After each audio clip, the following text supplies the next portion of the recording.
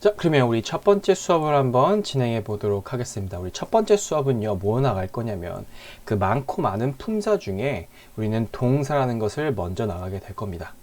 선생님, 왜 동사부터 나갑니까? 책의 순서대로 가보면 명사부터 나가야 되는데 왜 유닛 6로 바로 넘어가서 동사부터 나가는 이유가 뭡니까?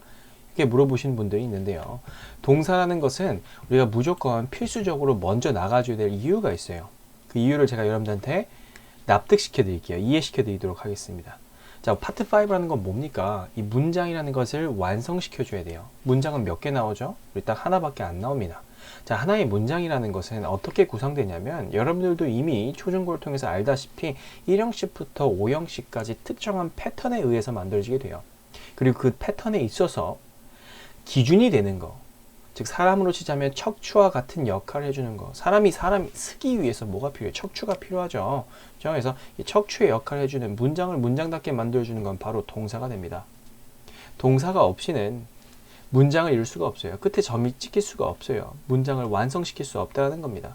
그만큼 중요한 역할을 하고 있기 때문에 우리는 동사라는 것을 먼저 배워야 되는 거고요. 그리고 이 동사 문제의 유형에 대해서도 먼저 알고 들어가줘야 나머지 기본 품사 문제들도 풀 수 있게끔 됩니다. 그만큼 중요한 예다.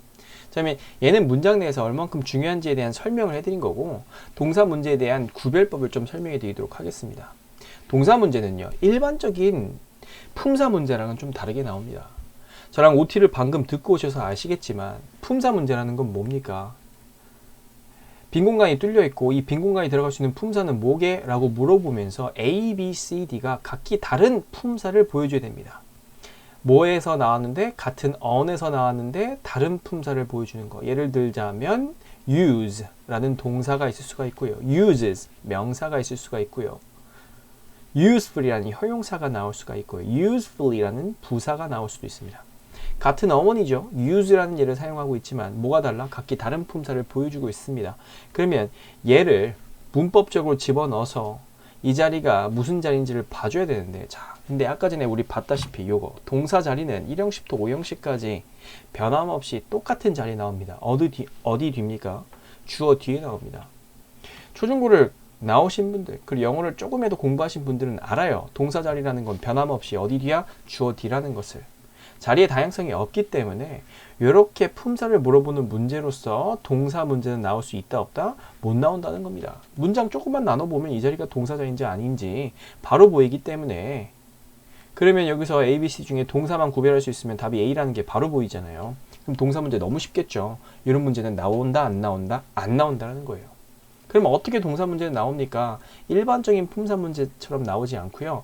조금 다르게 나와요. 그 조금 다르게 나오는 것을 잘 적어보시기 바랍니다. 동사 문제 구별법 1초면 된다. A, B, C, D가 뭐로 나오냐면 다 같은 동사로 나옵니다. 얘도 동사, 얘도 동사예요. 하지만 뭐가 다릅니까? 뒤에 S가 붙었고 얘는 붙지 않았죠. 즉 다시 말해 1번 수가 다르게 나옵니다.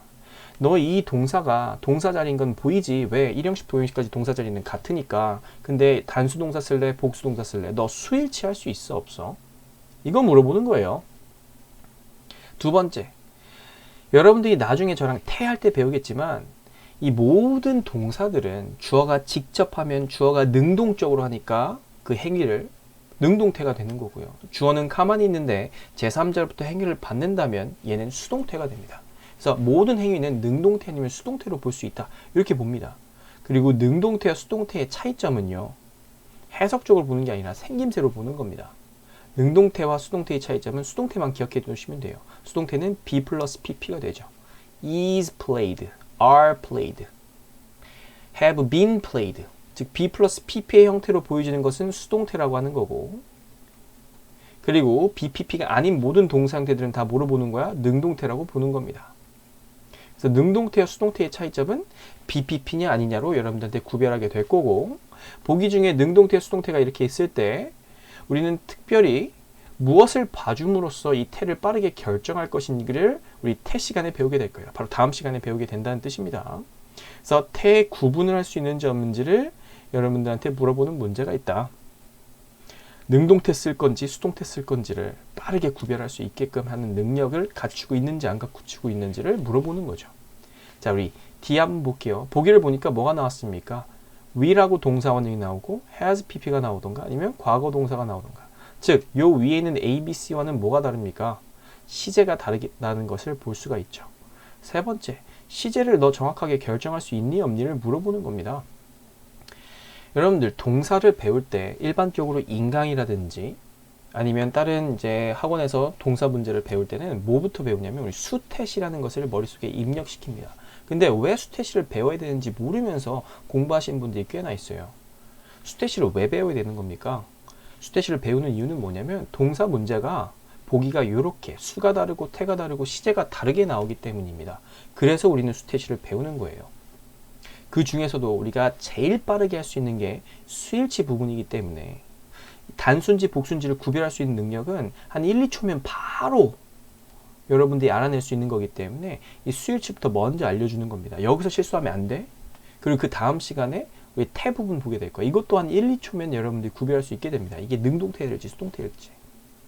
대신 예외 부분들이 간혹 섞여 있어요. 대신 그 예외 부분들 또한 다 언급해 드릴 거니까 예외를 보기 위해서는 암기를 해주셔야 되거든요. 그래서 맞게끔 여러분들이 암기를 해주시면 됩니다. 시제 부분은요.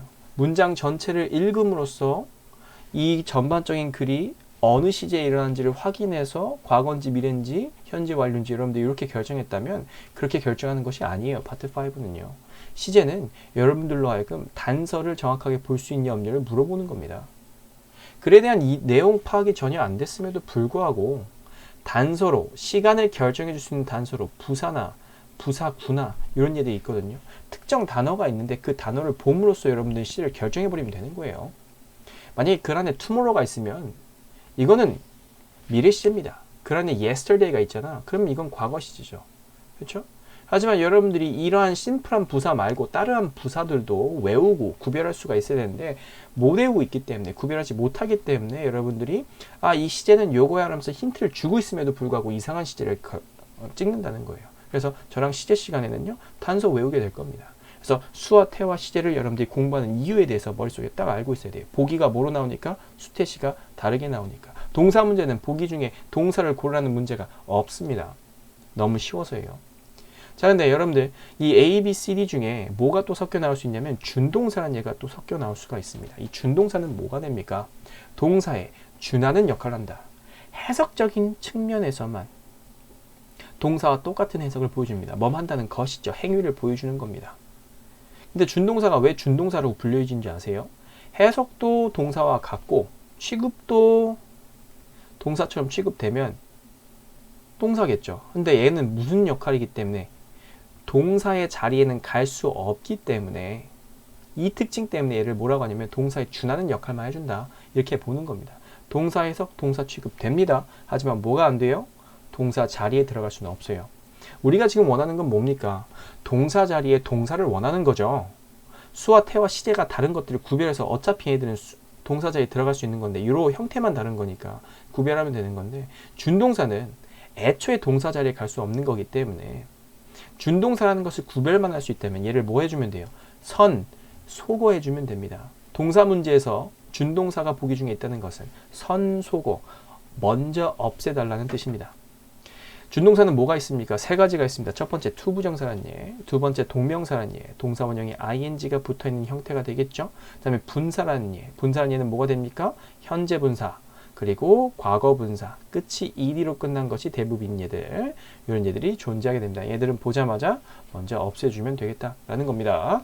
이렇게 해서 동사 문제를 구별하는 방법은 몇 초야? 한 1초 정도면 돼요. 보기 보자마자 동사원의 형태가 달라졌네. 수태시 봐야지. 이렇게 가면 된다는 거죠.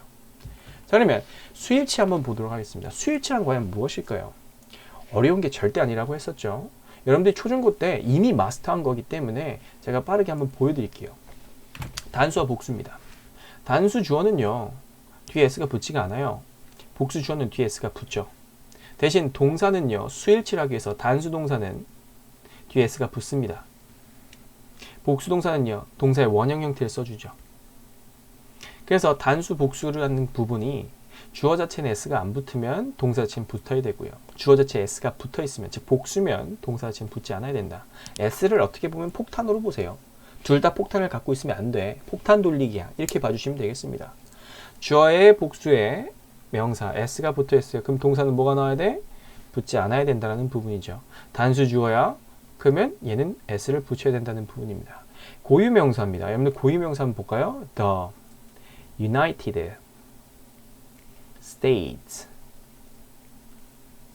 is야, 아야 이렇게 나옵니다. Good. 이런 예문이 있다가 한번 보십시오. 그럼 여러분들이 봤을 때 일반적으로 무슨 실수를 많이 하냐면 동사 자리 앞자리를 봐줘야지 앞을 봤는데 주어 자리겠지 당연히 일형식 동형식까지는 아니까 여기서 이 s가 나왔죠. United States 복수네 그러면서 우리 r을 찍어버리는 경우들이 생기는데 고유명사는 미국들이에요 미국이에요 그냥 미국 하나죠. 그렇죠? 미합중국 여러 가지의 주들이 합쳐져 있는 얘들이지만 어차피 미국이라는 건 고유한 대상 하나입니다. 그렇기 때문에 우리는 무조건 무슨 취급이야? 단수 취급해줘야 됩니다. The United States죠. 얘들이 다 무슨 대문자로 시작됐죠. 이 대문자가 고유명사라는 거에 대한 힌트예요. 그래서 여러분들 꼭 고유명사 위에다가 적어주세요. 대문자. 단어들이 시작이 대문자면 끝에 s가 붙어있든 안 붙어있든 무조건 뭡니까? 단수 취급이야. 그렇기 때문에 동사도 뭐가 나와야 돼요? 단수 동사가 나와야 됩니다. 예를 들어 볼게요. 삼성전자가 영어로 뭔지 아세요? 삼성 일렉트로닉스입니다. 뒤에 s가 붙죠. 그럼 삼성전자들이야? 이건 아니죠. 삼성 일렉트로닉스 is good 이렇게 나오겠지. are good이라고 쓸 수는 없습니다. 왜냐면 얘는 고유명사, 고유한 대상 하나이기 때문이죠. 자, 우리 복수명사에 어포스트로피가 붙었습니다. 자, 어포스트로피가 붙고 명사가 나오고 그 뒤에 명사가 나오면 많은 분들이 헷갈려요. 아, 얘가 주어인지 얘가 주어인지. 근데 어포스트로피 뭐가 됩니까? 얘는요. 소유격의 의미예요. 이 자체가. 소유격이죠. 아이고. 소유격. 무엇무엇의 명사. 해석적으로 한국말로 봐도 알다시피 중요한 건 이 뒤따라오는 명사라는 거죠. 그래서 이 뒤따라오는 명사의 수를 맞춰주면 되는 거지 앞서 나오는 어포스트로피 앞쪽에 나오는 명사에 대한 수는 볼 필요가 없습니다. 그냥 소유격으로 바뀌는 거예요. 어떻게 보면 수식의 역할입니다. 그래서 단수 주어니까 단수 동사 나오면 되고요. 어포스트로피 뒤에 복수 주어니까 복수 동사 나오면 됩니다. 자, 우리 컴마가 등장했는데요. 이 컴마는 뭐가 되냐?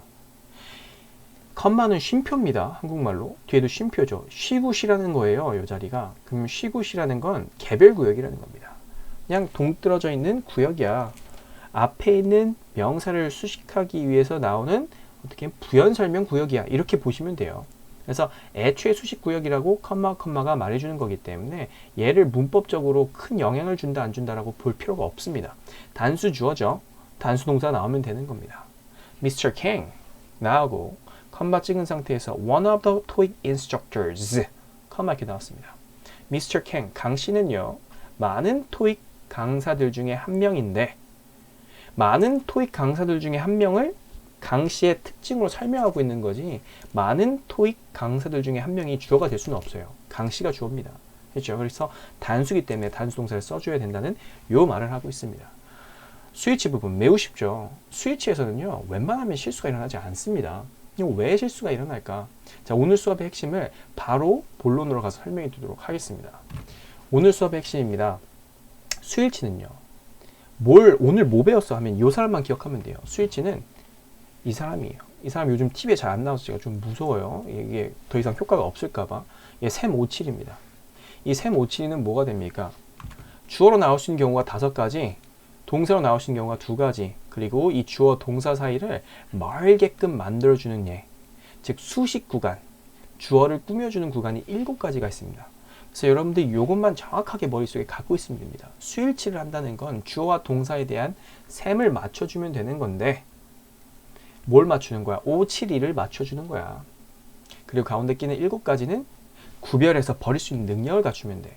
주어와 동사 사이에 대한 셈 자체는 초중고 때 이미 마스터한 거라서 오늘 수업의 어떻게 보면 핵심은 가운데 끼는 요 7가지, 요 7가지 때문에 진짜 주어와 진짜 동사를 못 보게 되거든요. 이 걸림돌이라고 볼 수 있는 요 수식구역 7가지만 눈으로 구별해낼 수 있으면 됩니다. 묶어서 버려낼 수 있으면 된다는 뜻이에요.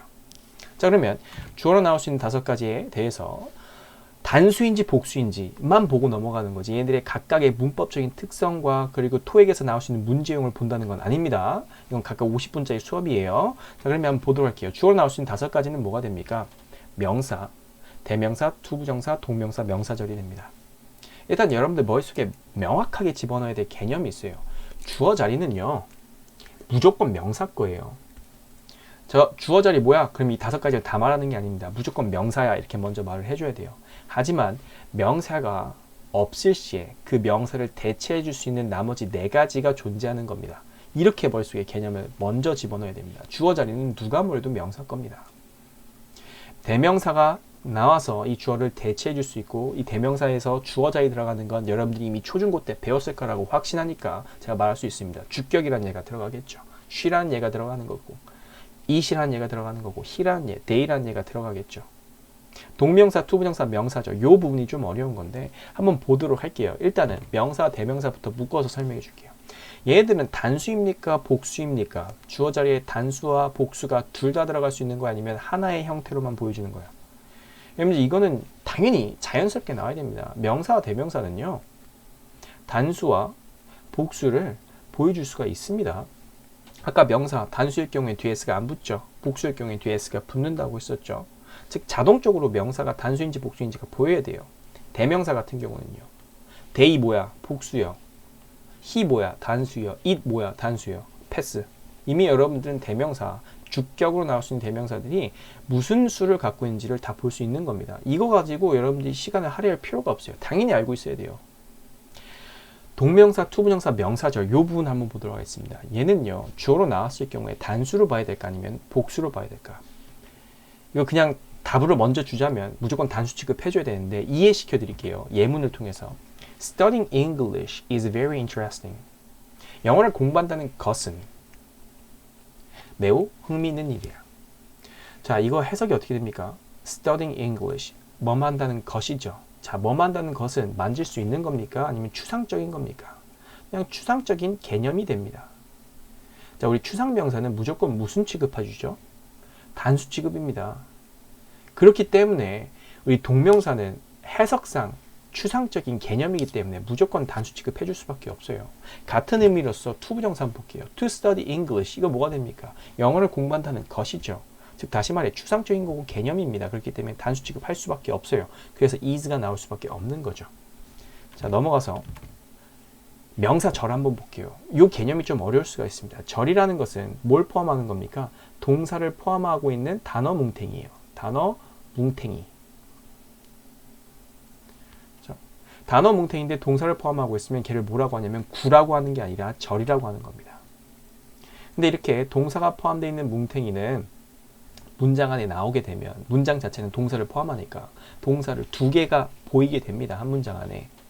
그럼 얘가 문장에서 진짜 문장이 아니라 짝퉁 문장이다라는 걸 보여주기 위해서 문장 안에 또 다른 문장이 오게 될 경우, 즉 동사가 포함된 단어 뭉탱이에 오게 될 경우 걔를 짝퉁이라는 걸 보여주기 위해서 앞에 항상 누가 와야 돼? 접속사가 와야 됩니다.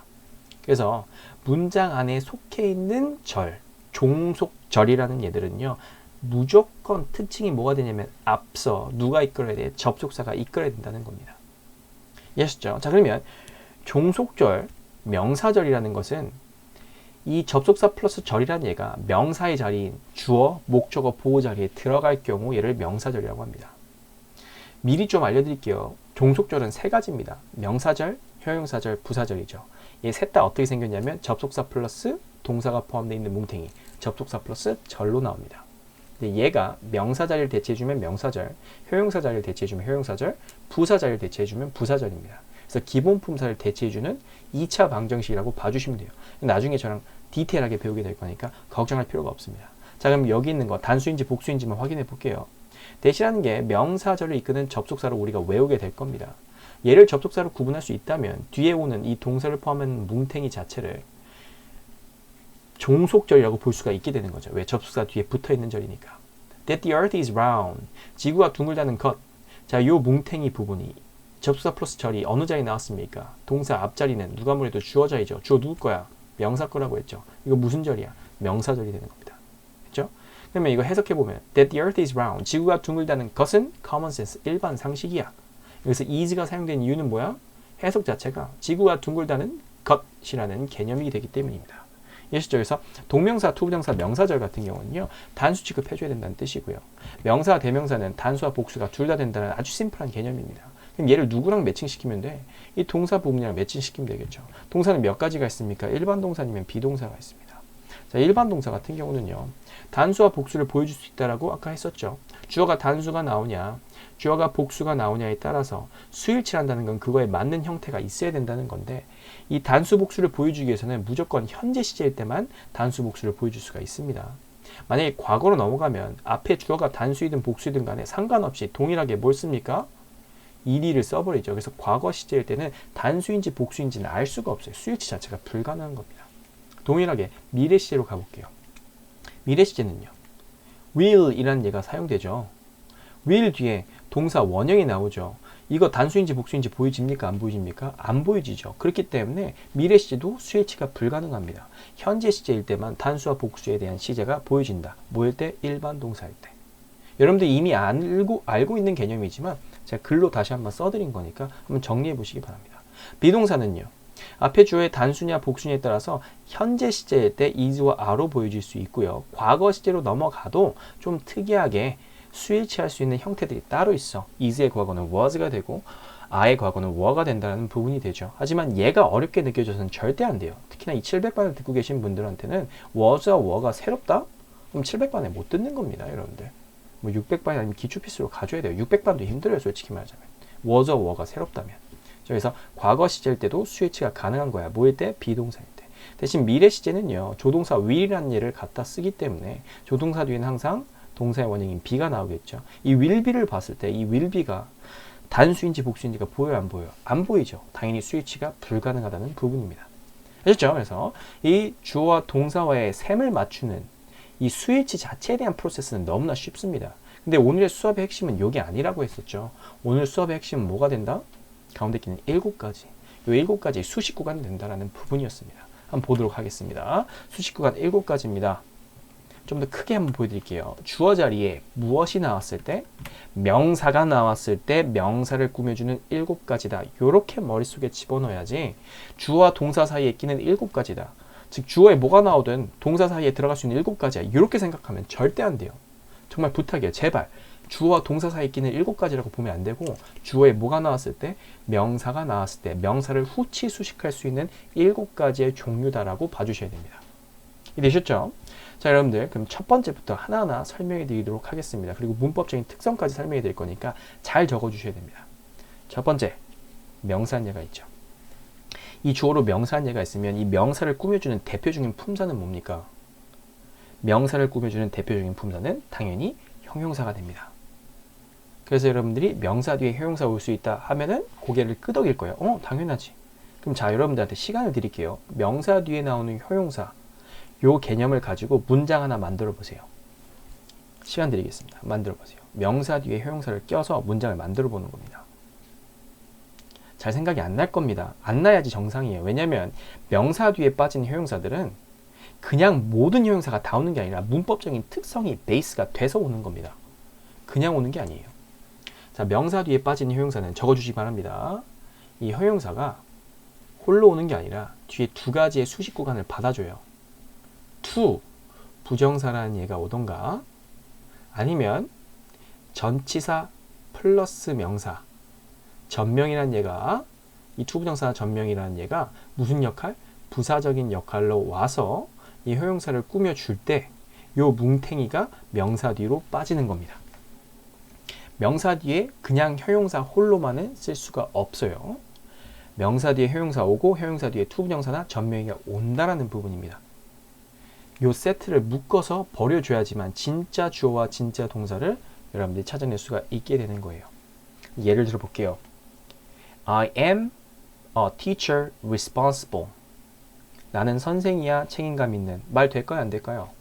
명사 뒤에 형용사 빠진 거죠. I am a teacher responsible. 말 안 돼요. 이렇게 쓸 수 없습니다. 이렇게 쓸 거면 responsive라는 형용사를 썼는데 도대체 뭐에 있어서 책임감 있는지에 대해서 뒤에 부연 설명인 to 부정사나 전명이 오지 않는 거라면 이렇게 쓰는 게 아니라 이렇게 써야죠. I am a teacher responsible이 아니라 I am a responsible teacher. 이렇게 명사 앞에 형용사를 집어넣어서 명사만을 깔끔하게 꾸며주면 됩니다. 명사 뒤에 형용사가 빠진다는 건 무엇을 의미하냐면 이 형용사가 뒤에 후치 수식을 받겠다라는 자리를 확보해 놓겠다는 뜻입니다. I'm a teacher responsible for teaching TOEIC. 나는 선생이야 뭐하는 데 있어서 토익을 가르치는 데 있어서 책임감 있는 선생이야. 이렇게 말을 해주는 겁니다. 이해되셨죠? 그래서 여러분들이 명사 뒤에 형용사가 온다는 것은 그냥 오는 게 아니라 투부정사나 전명의가 붙어서 온다는 요 뭉탱이를 생각해 주셔야 됩니다. 이걸 묶어서 버려낼 수 있는 능력을 갖추자는 게 1번입니다. 자, 두 번째입니다. 좀 이따 우리 예문 볼 거예요. 문제 풀어 볼 거니까 개념부터 먼저 쌓아 가볼게요. 너무나 중요한 개념이에요. 전치사 플러스 명사. 별표 한 5개. 여러분들이 저랑 수업하다 보면 전명이라는 부분을 엄청나게 많이 볼 겁니다. 제가 왜 전명이 하냐면 전치사라는 것은요. 외쳐주세요. 절대 홀로 존재할 수 없는 품사입니다. 얘는 절대 문장 내에서 홀로 있을 수가 없어요. 얘는 뒤에 명사까지 묶어서 항상 세트용품입니다.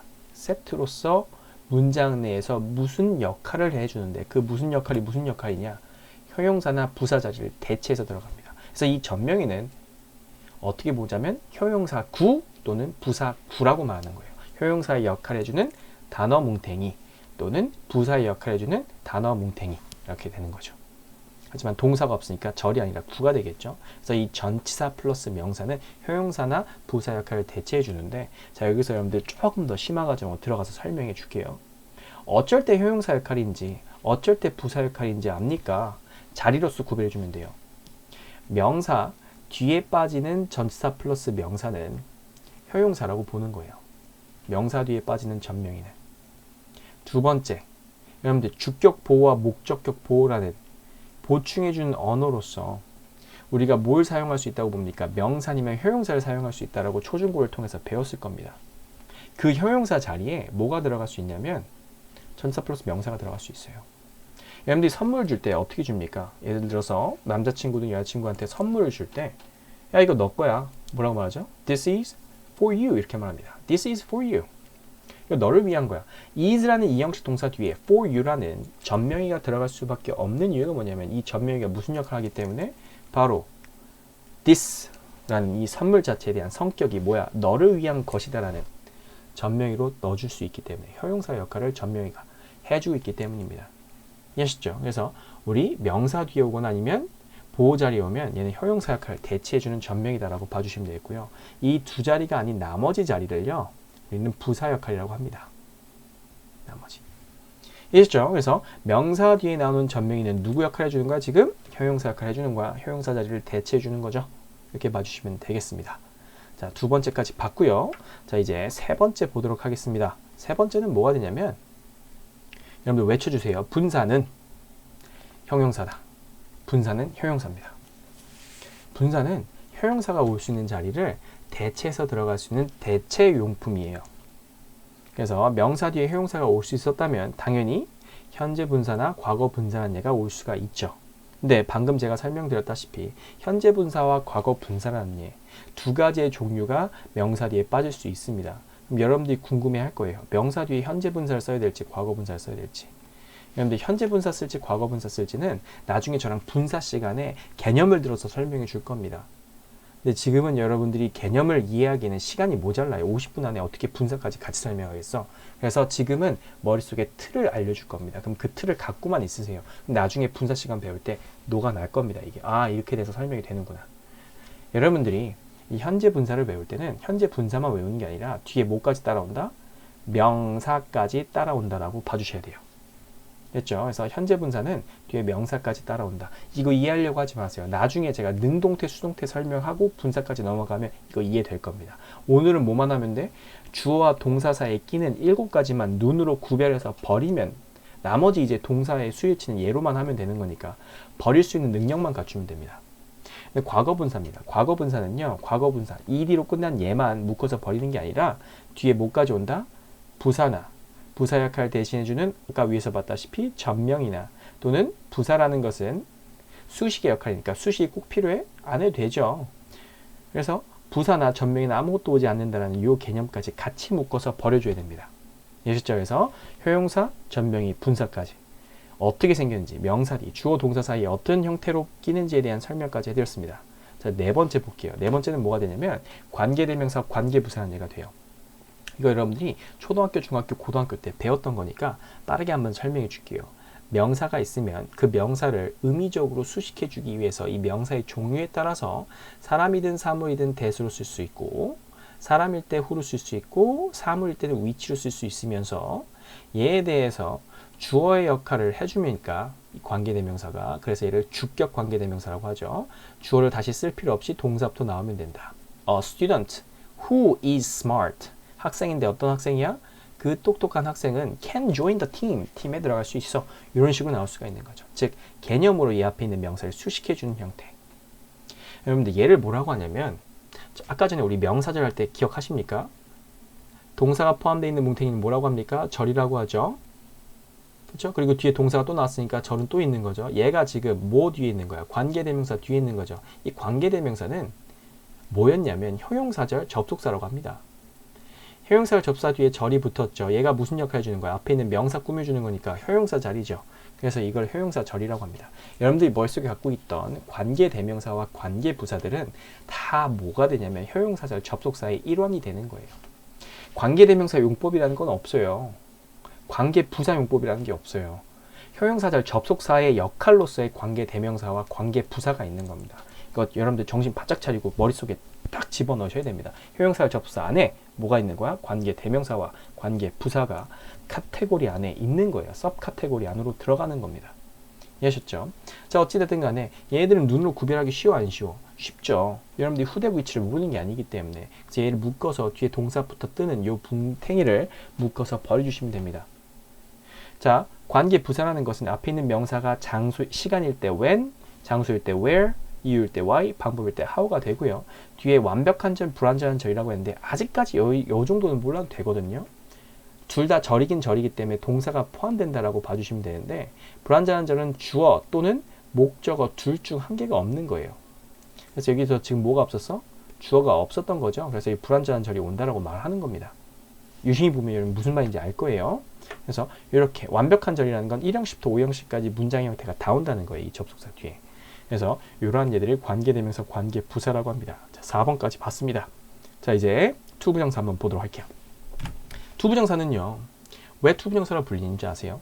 투하고 동사 원형이 나온 얘를 도대체 얘가 무슨 품사 역할을 해주는지를 보려고 한 겁니다. 근데 얘가 명사 자리도 나오고 형용사 자리도 나오고 부사 자리도 나오고 뭐 중구난방 막 나오니까 없다라는 거야. 누구의 정확한 품사를 대체해 줄지. 그래서 없다는 겁니다. 정확한 품사가. 이 투하고 동사 원형으로 시작되는 얘가. 그래서 투부정사의 원래 의미는 자리가 없다는 뜻인데요. 얘를 나중에 저랑 6가지 자리로 정확하게 배울 겁니다. 그 6가지 자리 중에 명사 뒤에 빠지는 투부정사는 무슨 용법이야? 형용사적 용법이라고 해서 해석조차도 쉽게 알려줄 거예요. A way to go home is easy. 방법인데 어떤 방법이야? 집으로 가는 방법이죠. 뭐뭐 하기 위한 명사. 이렇게 해석이 됩니다. A way to solve this question is easy. 방법인데 어떤 방법이야? 풀 수 있는 방법.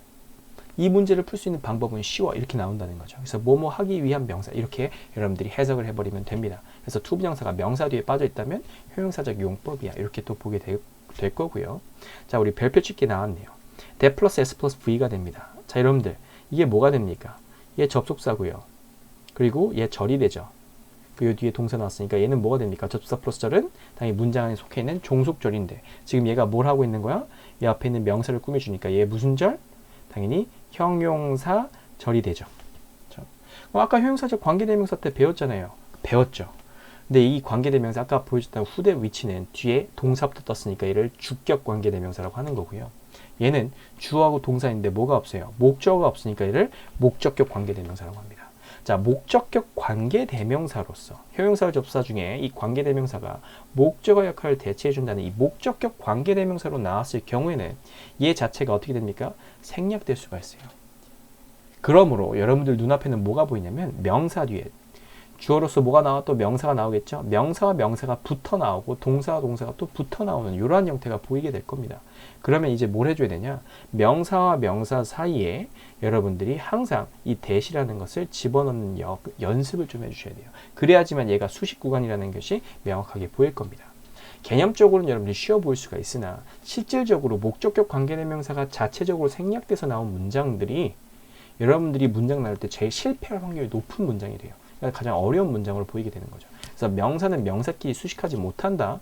그리고 동사는 두 개 나오기 위해서 뭐가 필요해? 접속사가 필요하지. 그래서 명사, 명사 사이에 접속사를 넣어주는, 접속사모, that을 넣어주는 연습을 계속 지속적으로 해주셔야 됩니다. 그래야지만 여러분들이 수식 구간이 명확하게 보일 거예요. 자, 동격 구간입니다. 동격은 컴마와 컴마를 말해주는 거죠.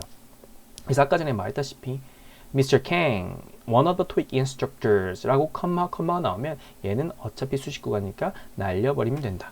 이렇게 봐주시면 되겠습니다. 그래서 우리가 총 7가지 구간을 봤고요. 문제를 한번 좀 풀어보도록 할게요. 많이들 실수하는 게 뭐냐면 이게 동사 자리라는 건 알 겁니다. 왜냐면 보기가 동사로 나왔죠. 하지만 뭐가 달라? 수가 다르게 나오죠.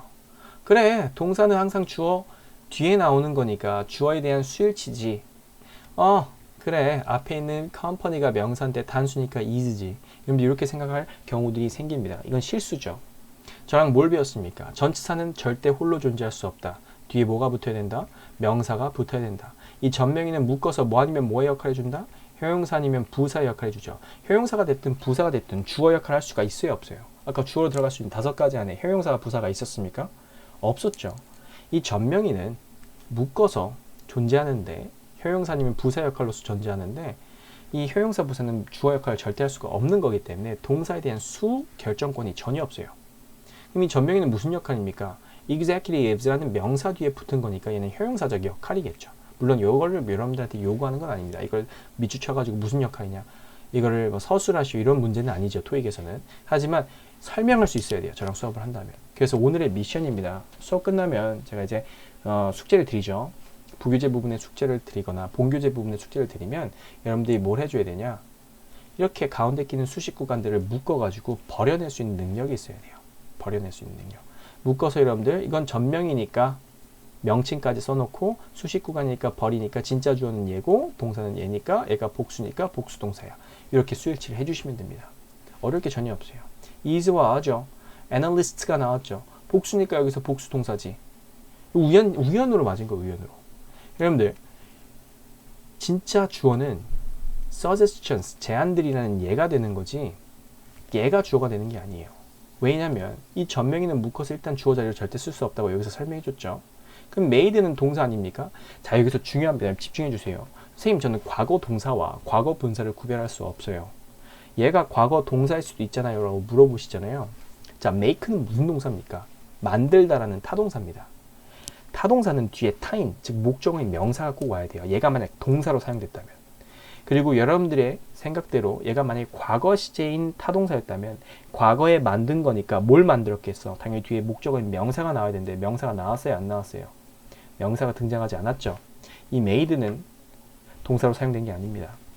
아까 과거분사의 특징은 뭐였습니까? 과거분사는 뒤에 부사나 전명이나 또는 아무것도 오지 않는다고 했었죠. 뒤에 지금 뭐가 왔어요? 전치사 플러스 명사가 왔죠. 얘는 과거 동사겠어? 과거 분사겠어? 과거 분사인 겁니다. 왜? 뒤에 전명이 왔으니까요. 그래서 아까 전에 그 뭉탱이를 외워달라는 것을 꼭 기억해 주시면 되겠습니다. Okay? suggestions 복수니까 are 이렇게 나오면 되겠죠. 자, proposal 나왔습니다. That Miss Borgen submitted at the planning meeting 라고 나왔죠. 자, 여기서부터 이쪽까지는 that 뒤에 나오는 동사가 포함되어 있는 뭉탱이, 이건 무슨 절이야? 명사를 꾸며주는 형용사절이 되겠죠. 형용사절. 그리고 형용사절 접속사로 뭐가 사용된 거야? 관계 대명사가 사용됐던 것 뿐입니다. 자, 어찌됐든 얘 부분을 지워주면요, 얘가 단수이기 때문에 단수동사가 나오면 되겠죠. 이런 식으로 푸는 겁니다, 여러분들. some receive하고 was냐 was냐라고 하는데 counter manager 나왔죠. 전치사 뒤에 명사 붙었죠. 전명의는 절대 주어 역할 할 수 없다고 했어. 그래, 얘는 동사로 주어로 쓸 수가 없으니까 얘에 대해서 스위치하면 안 돼. 그럼 approve는 과거 동사겠어요? 과거 분사겠어요? 아까도 봤죠. approve 승인하다인데 얘는 타동사란 말이야. 만약에 동사로 사용돼서 과거인 시제라면 뒤에 무엇을 승인해 줘야 되는지 목적어가 나와야 되는데 목적어가 나왔어, 안 나왔어? 안 나왔죠. 얘는 누가 뭐래도 과거 분사인 겁니다. 이 과거 분사는 어디 뒤에 나올 수 있는 거야? 명사 뒤에 나올 수 있는 거죠. not과 yes는 묶어가지고요. 얘는 뭐가 되냐면 부사예요. 부사. 즉 수식의 역할만 해주는 거지 문장의 문법적인 역할을 해주는 건 아니라는 거예요. 그래서 아닌이라는 뜻입니다. 아닌이라는 뜻이고 yes는 뭐가 됩니까? 아직이라는 뜻이죠. 부사죠. 그래서 부정어도 그렇고 부사도 그렇고 얘는 문법적으로 영향을 주지 않는 거니까 없는 셈 치고 봤을 때 이 receive을 수식해주는 과거분사다. 그래서 approve부터 major까지 묶어서 과거분사 구간이야 하면서 버리셔야 됩니다. 이런 능력이 있어야 돼요. 아래 있는 거 볼게요. Customer applying for a store loyalty card 이렇게 나왔죠. 얘 묶어가지고 현재 분사로서 얘를 버려주시고요. Customer가 복수니까 복수동사 써주면 됩니다. Miss you, 컴마 나왔죠? 날려버려. 그리고 얘가 단수니까 단수동사 써주면 된다는 이러한 문제가 됩니다. 매우 쉽죠? 자, 방금 전까지 배웠던 게 뭐가 되냐면 기본 틀이 돼요. 주류 문제들이 됩니다. 주어를 통해서 그리고 가운데 끼는 7가지를 구별해서 없앨 수만 있다면 이 주어와 동사에 대한 수일치를 당연히 할 수 있을 거야 라는 부분이 되는 거죠. 그래서 수일치 부분은 방금 전과 같은 걸 봐주시면 되고요. 이 수일치에서 어긋나는 게 있어요. 항상 동사 원형만을 요구하는 형태, 즉 비주류 부분이 있죠. 암기를 통해서만 풀 수 있어야 되는 건데 이 부분이 쉬워요. 그러니까 여러분들 꼭 암기해 주시기 바랍니다. 항상 동사 원형이 필요한 형태. 첫 번째는 please 뒤에는 동사 원형이 나와야 된다는 뜻입니다. please 부탁하는 거죠. 제발 뭐뭐 해줘. 자, 이거는 명령문일 때 우리 명령문은 뭘 씁니까? 주어를 지우고 동사가 그냥 맨 앞에 사용되는 거죠. 그때 그 동사는 단수입니까? 복수입니까? 무조건 복수 동사 쓰죠. 원형 형태를 씁니다. 그렇죠? 그렇기 때문에 please는 이 명령문을 명령하는 게 공손한 명령으로 바꿔주는 이 뉘앙스적인 측면에서만 추가해 주는 거기 때문에 please는 명령문, 즉 다시 말해 동사의 원형만 올 수 있다는 겁니다. 자, 2번 볼게요. 조동사 뒤에는 뭐가 와야 됩니까? 여러분들 머릿속에 있어야 되죠? 동사 원형이 나와야 됩니다. do라는 조동사가 있습니다. not과 necessarily, 아까 전에 말했지만 얘는 부사라고 했었죠. 부정어도 부사, necessarily,도 ly로 끝났으니까 부사죠. 부사는 문법적으로 큰 영향을 주지 않아요. 그렇기 때문에 do 하고 난 다음에 boost, 동사의 원형을 넣어줘야 된다는 부분입니다. 3번에 별표 쳐놓을게요. 요청과 제한 동사 있죠. 요청, 제한, 그리고 당위성을 설명해 주는 거, 이런 거 뒤에 나오는 that, EI, 절은요. 항상 동사 원형이 나와야 됩니다. 상당히 어려운 문제로서 많은 분들이 틀리는 문제가 돼요. 어떤 문제가 나냐면 John request, John은요 요구하였습니다. That EI절, that Dave, Dave란 얘가 is at the presentation, presentation에 있으라고 요구한 겁니다. Dave는 단수니까 is at the presentation이 맞는 것처럼 느껴질 수가 있어요. 허나 request라는 동사 자체는 요청 동사이기 때문에 that EI절에서는 항상 뭘 써줘야 돼? 동사 원형을 써줘야 되기 때문에 John requests that Dave be at the presentation이 답이 된 겁니다. Dave be at the presentation? 도대체 이게 왜 답이 되는 거예요? 자, 요청과 제한하고 있는 이 대리아의 절은요, 제한되고 있는 상황이기 때문에 어떠한 뉘앙스가 있냐면 뭐뭐 해야만 해. 제한되고 있는 뉘앙스가 이 동사 앞에 껴 있습니다. 비록 보이진 않더라도 뭐가 껴 있는 거냐면 이 앞에 should라는 얘가 조동사 should라는 얘가 항상 생략되어 있는 거예요. 요청과 제한 동사 뒤에 나오는 대리아의 절은요. 조동사 뒤에는 뭐가 나온다? 항상 동사 원형이 나온다라고 했었죠. 그렇기 때문에 요청과 제한 동사 뒤에 나오는 that EI 절에서 that 주하고 should 동사 원형, should가 생략돼도 동사의 원형을 쓴다는 겁니다. 아래 있는 문제 한번 보도록 하겠습니다. Manager requested. 요 request가 보여야 돼요. that EI 절 딱 뜨면 여러분들 요 둘 사이에서 개념이 딱 떠서 이 that EI 절은 무조건 뭐야? 동사의 원형이 떠야 돼. The estimate budget이죠. 예산은 누가 뭐래도 뒤에 s가 안 떴으니까 단수입니다. For next quarter 이거는 전명이니까 수식구하니까 없애버릴게요. 그럼 여러분들 was 쓸 것 같아요? be 쓸 것 같아요? 아, 얘 단수니까 당연히 단수 동사 써야지. 이렇게 생각하는 경우도 대부분이라는 겁니다. 허나 여기서 답은 뭐가 돼야 되는 거야? be가 돼야 되는 겁니다. 왜? 앞에 뭐가 생략됐기 때문에 should란 얘가 생략되었기 때문이죠. 그래서 이 부분을 봐줘야 된다. Estimate budget should be submitted by May 15th 이렇게 나온다는 겁니다. 오케이. 자, 그래서 여러분들의 책에 보시면 유닛 6 부분에 동사 부분에 보시면 요청과 제한 동사 뒤에 대리아의 절 어떤 동사들이 있는지에 대해서 설명해 주고 있습니다. 이거 외우셔야 돼요. 구별할 수 있어야 됩니다. 눈으로 보고 그 뒤에 대리아의 절이 나왔을 때 그 대리아의 절은 당연히 동사 원형을 써야 돼. 여기서 시그널이 탕 트리거가 발동돼야 돼요. 하지만 여기서 봐놓고 그래 그냥 이거지. 대리아의 절 주어 단수니까 단수 복수니까 복수 이게 아니라는 거예요. 여기서 여러분들이 딱 눈을 뜨고 볼 수 있게끔 하기 위해서 외우라는 겁니다. 요청동사, 제한동사, 명령동사가 있죠. 자, 이성적 판단 효용사 이게 무슨 말이냐면 it is necessary, 필요해. 대리아의 절 한다는 건 필요한 거야. 대리아의 절이 뭐가 되는 거예요? 제한되고 있는 거죠. 그렇기 때문에 당연히 뭘 써줘야 돼? 동사의 원형을 써줘야 돼요. 이게 should가 들어가줘야 된다는 부분입니다. 하지만 should가 생략될 수도 있으니까 동사의 원형은 그냥 써줘야 돼. It is imperative. 반드시 해줘야 되는 거야. That you do homework이에요. That he do homework이에요. he는 단수지만 does가 아니라 do homework이 됩니다. 왜일까요? 반드시 해줘야 되는 당위성을 말해주는 거기 때문이죠. 그래서 여기 있는 효용사 뒤에 대리하절 나와도 여러분들은 동사의 원형을 써준다라고 봐주시면 되겠습니다. 이게 비주류 부분이에요. 외워서 문제를 풀어줘야 되는 구간들. 자, 그리고 난 다음에 여기 있는 문제는 이제 나중에 풀어보시면 되겠고요. 추가적으로 보자면 car appliances인데 뒤에 s가 붙었음에도 불구하고 우리는 뭘 써줘야 돼? 얘가 대문자니까 뭐로 봐야 돼? 고유 명사로 보고 단수 취급해줘야 된다는 부분. 동명사나 투부정사나 명사절이 주어적으로 나왔을 때 이때는 우린 뭘 써줘야 됩니까? 이 전명에는 묶어서 어차피 버려야 됩니다. Preventing accidents in advance죠. Preventing accidents니까 사고를 예방한다는 것은 이거죠. 그래서 이거는 is가 돼야 된다.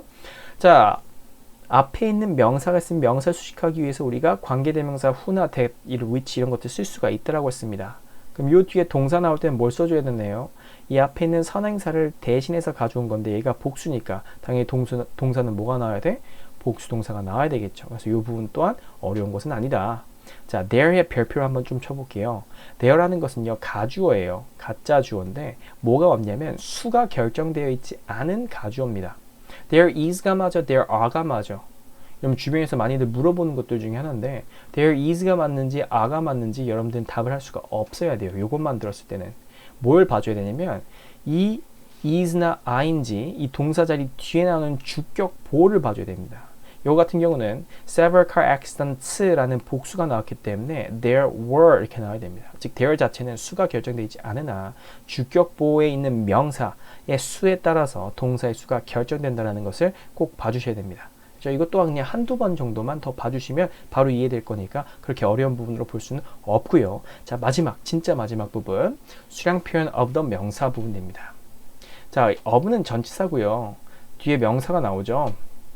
이미 전명일입니다. 전명일 구간은 동사에 대한 수 결정권이 있었어요, 없었어요? 절대 없어요. 얘는 뭐니까? 수식이니까. 효용사의 역할이니까. 수량 표현을 해주는 대명사, 즉 다시 말해 수량 대명사를 우리가 나중에 저랑 대명사 할 때 또 배우게 될 겁니다. 이거는 한 번 더 나가게 될 거니까 만약 지금 이해가 안 돼도 괜찮아요. 나중에 이해할 거예요. 수량 대명사 many of the students 복수명사가 나오면 many에 대해서 복수동사를 맞추는 게 아니라 요 of the 명사 전치사 뒤에 나온 명사가 복수명사이기 때문에 복수동사를 쓰는 거예요. 전명의 이 명사와 동사의 수를 맞춰준다는 겁니다. most of students 하면 a가 되는 거고요. most of were를 하면 were는 뭐가 됩니까? 단수죠. 왜? 불가산이니까. 그렇기 때문에 단수동사 is 써주면 되는 겁니다. most, all, some, half 이런 애들은 단수와 복수명사를 둘 다 쓸 수 있어요. 전명의에 of 뒤에 명사 나올 때. 그럼 이 명사의 종류에 따라 동사의 수를 맞춰주면 된다. 모임에도 불구하고 전명의의 수식 구간임에도 불구하고 뭘 꾸며줄 때? 수량을 표현해주는 수량 대명사를 꾸며줄 때. 대신 예외들이 세 가지가 존재합니다. 이 세 가지 예외들은 여러분이 좀 봐주셔야 되는데요. 첫 번째는 뭐가 될까요? each, 하나의 느낌을 내주고 있는 얘들은 당연히 뒤에 of the 명사가 뭐가 나와야 되냐면 하나 중에 하나거나 하나 중에 각각일 수는 없잖아. 복수명사가 나와야 돼요. 많은 것들 중에 각각, 많은 것들 중에 하나라는 이런 느낌이 나와야 되겠죠. 그래서 복수명사가 나옵니다. each of students 이렇게 나오겠죠. 그럼 I일까요? is일까요? 일반적으로 전명에 있는 이 명사의 수와 동사의 수를 맞추라고 했는데 하나의 느낌에 있는 수량대명사를 꾸며줄 때는 무조건 단수동사를 써줘야 됩니다. 그래서 each of new employees죠. 그래서 새로운 고용된 사람들 중에 각각이니까 당연히 한 명을 말해주는 거죠. is라고 합니다. a가 되는 게 아니죠. a number of는 뭐가 되냐면 그냥 many랑 똑같아요. 많은 것들 중에 많은 것이기 때문에 복수동사를 써줘야겠죠. 선생님 얘는 예외가 아닌데요. 당연히 얘를 가져온 이유는 뭐냐면 얘 때문입니다. The number of 복수명사 단수동사를 써줘야 된다는 거죠. 여기서 has일 거냐 have일 거냐를 물어보는 겁니다. The number of people 얘를 꾸며주기에 현재분사 나온 거죠. Using public transportation 이렇게 나온 겁니다. 자, the number of people입니다. 얘 복수명사죠. 그럼 복수동사 써야 될 것 같죠? 아니에요. the number of는요. 많은 하나의 묶음이 됩니다. 한 묶음. 그래서 한 묶음이기 때문에 당연히 하나 중에 한 묶음은 안 나오겠죠. 많은 것들 중에 하나의 많은 묶음이 될 수 있잖아. 그래서 한 묶음이니까 당연히 단수 취급을 해줘야 됩니다. has를 써줘야 된다. 자, 여기까지 해가지고 우리가 이 스위치 부분에서 배울 수 있는 모든 개념들은 다 배운 거예요. 더 이상 뭐 나올 만한 게 없어요. 그러니까 여기 있는 것들 여러분들이 머릿속에 잘 생각하셔가지고 문제를 풀어내셔야 됩니다. 여기 무슨 문제야? 동사용원에서 수가 달라졌죠? 그리고 프로덕트, 동사가 아닌 것들이 좀 있죠? 그럼 여러분들 이 자리가 동사자인지 아닌지를 빨리 봐주시면 되는데 처음부터 끝까지 봤을 때 동사가 없어. 그리고 주어 다음에 동사 자리인 게 확실해. 그럼 뭘 지울 수 있어요? C와 D는 날려버릴 수가 있어요. 그쵸? 그리고 난 다음에 앞에 있는 이 Queen's Electronics는 뒤에 S가 붙어도 대문자니까 단수 취급이죠. 그렇기 때문에 단수 동사인 B를 찍어주시면 되겠다라는 부분이고 복수 동사는 지워주면 되겠죠. 이런 식으로 나가면 됩니다. 그래서 아래에 있는 부분들 또한 여러분들이 충분히 풀어낼 수가 있게 됩니다. 단수 선행사니까 동사자리니까 당연히 단수 동사를 써줘야 된다라는 부분. 그래서 well-developed underground system 자체는 단수죠. 그리고 걔를 꾸며주기 위해서 우리 관계대명사 대시 붙었고 이 관계대명사 대 뒤에 나오는 동사는 뭘 써줘야 될 거야? 앞에 있는 얘가 단수니까 그대로 주어 역할을 해주는 거니까 단수 동사를 써주면 되겠다. 요 말을 하고 있는 거고요. 자, 뒤에 있는 부분도 each of customers죠. 자, 이거 수량대명사죠. 그렇죠? 그래서 많은 것들 중에 각각이니까 당연히 단수 동사를 써줘야 된다라는 부분이 됩니다. 이거는 뭐 쉽게 패턴을 알면 is를 바로 넣어줄 수가 있는 거고요. 자, 이런 식으로 해서 우리가 문제를 풀어봤습니다. 자, 숙제는요. 74, 75페이지에 있는 실력 완성 부분이죠. 책을 못 사신 분들은 오늘 제가 단톡방에 올려드렸을 거예요. 그래서 그 부분을요. 여러분들 풀어주시면 되겠습니다. 20문제를 푸는데 빨리 푸는 건 상관이 없어요. 빨리 풀 필요가 없어요. 왜냐면 똑같은 문제 유형인데 빨리 풀어봤자 뭐합니까? 섞여 있는 것들을 빨리 풀어낼 수 있어야지 시간 관리가 되는지 안 되는지가 확인되지만 한 가지 유형의 문제를 빨리 푸는 건 필요가 없어요. 내가 이 문제를 풀었을 때 왜 이게 답이 되는지에 대해서 설명할 수가 있어야 됩니다. 이해하셨죠? 그래서 설명이 안 되면서 넘어가면 안 되니까 항상 설명하면서 가운데 끼는 수식 구간이 무엇인지를 여러분들이 전명이면 전명이다, 과거분사면 과거분사다 이렇게 쓸 수 있게끔 해줘서 날려버리고 진짜 주어와 진짜 동사 부분을 항상 매칭시키면서 가보시면 되겠습니다. 같은 맥락으로 우리 부교재 부분 또한 같이 올려드릴 거니까 풀어보시면 될 것 같아요. 자, 이렇게 해서 수업 마무리하도록 하겠습니다. 수고 많으셨습니다.